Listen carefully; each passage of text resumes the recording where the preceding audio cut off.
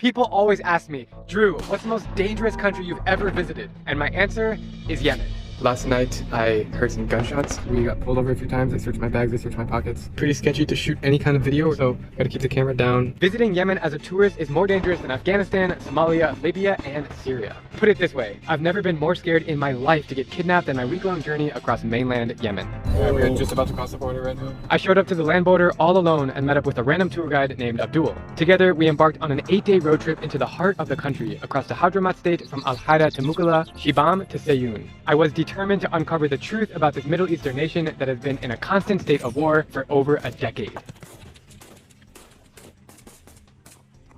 But Abdul did not help to calm down my nerves, as he kept saying things like, they are watching us, they know every move we are making. I mean, like sometimes they go out without begging from us, and we need to keep worrying about them. He was referring to Al-Qaeda, the militant Islamic extremist group of jihadists responsible for countless terrorist attacks, hostages, and kidnappings around the world. For the last hour, we have been driving through Al-Qaeda territory, and it's really scary. As we crossed through random checkpoints, looking out the window at the waving Al-Qaeda flags, I couldn't help but fear for the worst. The word anarchy takes on a whole new meaning in a place like Yemen. Yeah, there's no logic, still. Nobody cares. I saw a kid as young as 8 years old speeding down the highway while driving a pickup truck. I saw child soldiers even younger with massive guns strapped to their chests and knives in their belts. This little kid just has this knife in his pocket. The poverty line in Yemen is unbearable, with more than 60% of its 30 million residents living on less than $1 per day. The World Health Organization has declared Yemen as the world's largest humanitarian crisis, with severe shortages of food, clean water, and basic supplies. You can see it on their faces. You can see it's that they are suffering, but they don't want to show it. And I must admit that the cuisine, although very tasty, was a bit unsanitary. So we got the goats and the lambs right here,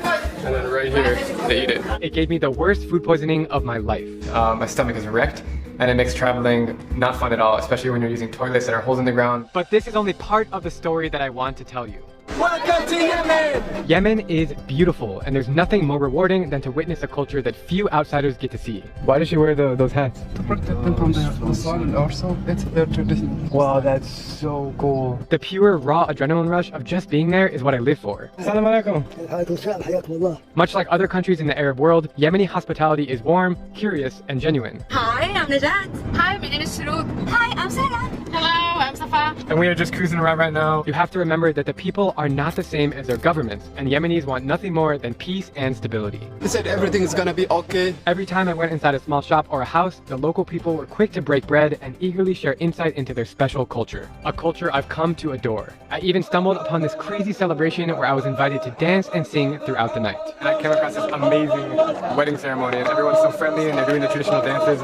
Thank you. Stick with me as I navigate under pressure to amazing sites like Shibam from the 15th century. This is what we call Manhattan of the desert. I take you deep inside the valley of Wadi Dohan, which rivals the Grand Canyon in its beauty, and we venture into lawless cities like Mukalla, where anything can happen. As I give you a glimpse of the amazing Yemeni people and their traditions, I will say that this road trip is not for the faint-hearted. But for all you travel crazies out there, let me show you what it's really like to go solo in a war zone and why it's so easy to fall in love with Yemen. Before we dive into Yemen, I want to send you a free digital version of this book, my top 100 travel photos from every country in the world. All you have to do is sign up for my free email newsletter where I send exclusive travel tips and my best hacks and secrets for saving money. On my newsletter, I will also be choosing a random subscriber to come with me on an all-expenses paid trip and be with me in an upcoming video. And with that all being said, let's hop into Yemen. We're just about to cross the border right now. This is crazy. Passport stamped, I have officially made it to Yemen, country number 171. Yemen is not a normal place to visit as a tourist. In fact, it's not really allowed to visit. I had to pull some serious strings to get the visa. My first 24 hours consisted of driving westbound across a surprisingly beautiful coast to a town called Al-Qaeda. Last night, I heard some gunshots, and I think it was because of a celebration, but I'm not sure. The drive was more greenery and mountains than desert, but we did see our fair share of camels. We stopped several times along the way. First, to eat. We just got invited for a home-cooked meal. Gonna get some Yemeni food. No problem, come. You're very nice. Thank you. What's the name in Arabic? Khubz. Wow. A feast. And this is Arabic. Very good. Then we stopped again at a local khat market. Remember that video I made in Somaliland? It's like smoking cigarettes. It's just like smoking cigarette or drinking beer or alcohol or something like that. It gives you energy, it boosts your mind, it boosts your intelligence. It's that same addictive plant that you chew on to get high, and it's a huge epidemic here in Yemen. As I gazed out the window, I saw lots of poverty, kids tapping on my arm to get some coins. Lots and lots of garbage. Everywhere is covered in trash. And also, there's a lot of military presence and checkpoints, bringing me back to my time in Afghanistan. I am now safe in my hotel in a city called Al-Qaeda. It was a wild experience today, very eye-opening.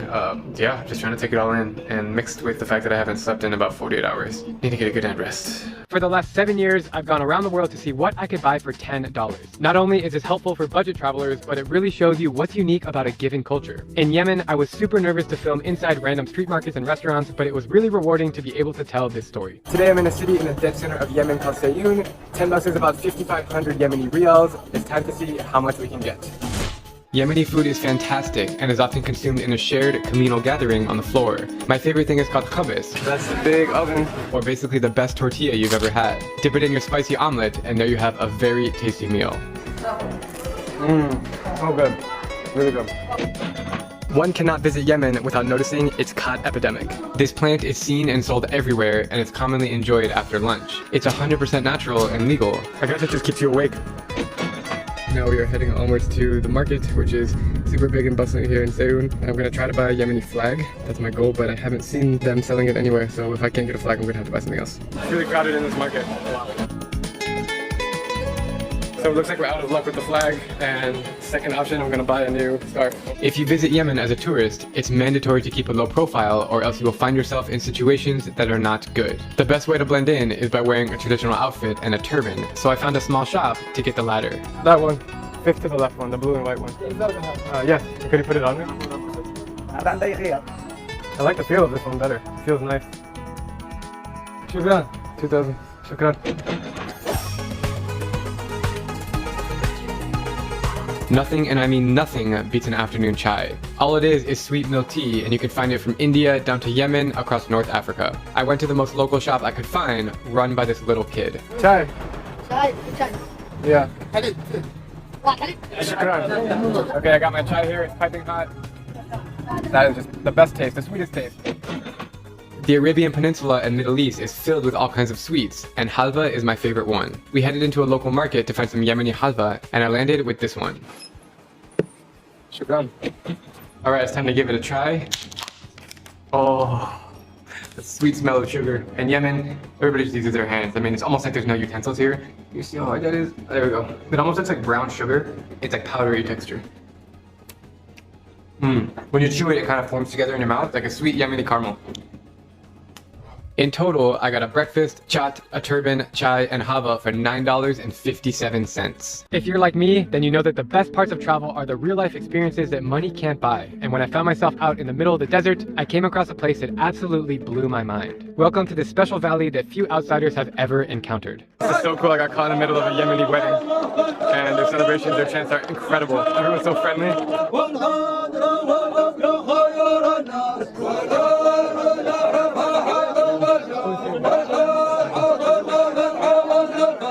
Alright, everybody's walking, so we're walking with them. I don't know where